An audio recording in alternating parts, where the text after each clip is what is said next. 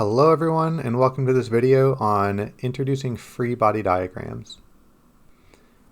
So a free body diagram is essentially a way for us to visualize force vectors acting on an object. So we can't normally see forces acting on an object. We might be able to see someone pushing it, but we can't actually see the force that's present there. So we use a free body diagram to visualize it. We represent the object as a dot, and then we draw all of our force vectors starting on the dot and pointing away from the dot in the direction that the force is going. We'll combine this tool with other tools like Newton's second law or work and energy to fully analyze problems. So take a look at a pretty simple example problem where we just have a book that's resting on the surface of a table. We're going to ignore doing any of the calculations here, and we're just going to focus on drawing the free body diagram.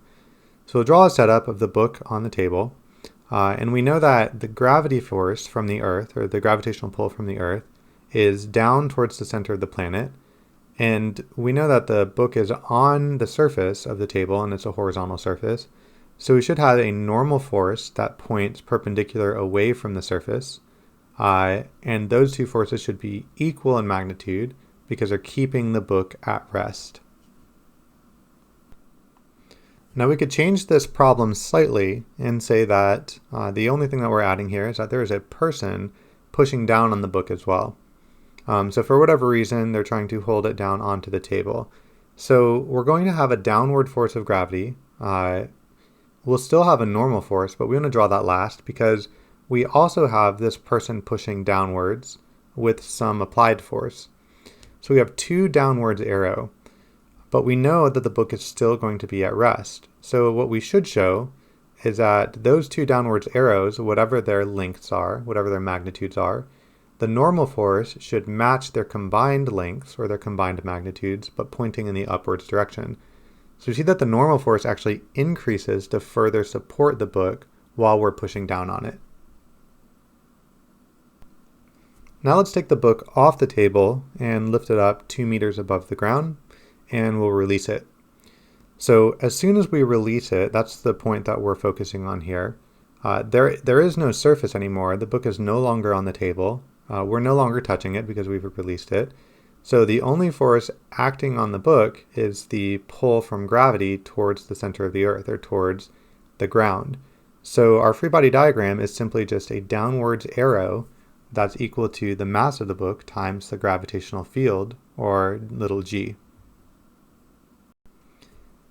So in reality, the book is falling through the air, and so it's hitting those air molecules, and so there is air resistance on this object.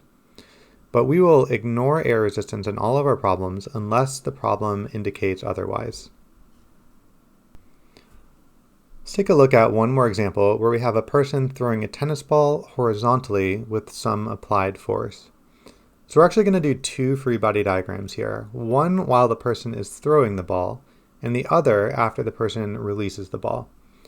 So while they're throwing it, we know that there is a gravitational force down, but it's not accelerating down yet because the person's hand is supporting it. And we also know while they're throwing it, they're applying some forward force, an applied force of 10 newtons. So our free body diagram during the throw looks something like this. Now as soon as they release it, all of the forces that are coming from the person's hand have gone away. There's no applied force, there's no upward hand force. So even though the ball is moving to the right horizontally, the only force on it is gravitational force downwards. So this brings up a pretty important fact about free body diagrams in that they don't necessarily show the movement direction of the object. In that last example, we saw the ball was clearly moving to the right, but the only force on it was the gravitational force down. So we want to be careful about that. They show us the direction of the net force, not necessarily the movement direction. Excluding long-range forces, objects must be in contact for there to be a force on our free body diagram. If it's not touching the object, it's not exerting a force unless it's a long-range force. And now multiple forces acting on the same axis can be drawn in two ways. We can stack them tip to tail, or we can draw them side by side, and either one is viable. It's whatever you prefer. I like to do tip to tail so we can see the overall length of the force in that direction. And that's going to be it on this video introducing free body diagrams. Thanks for tuning in, and I will see you next time.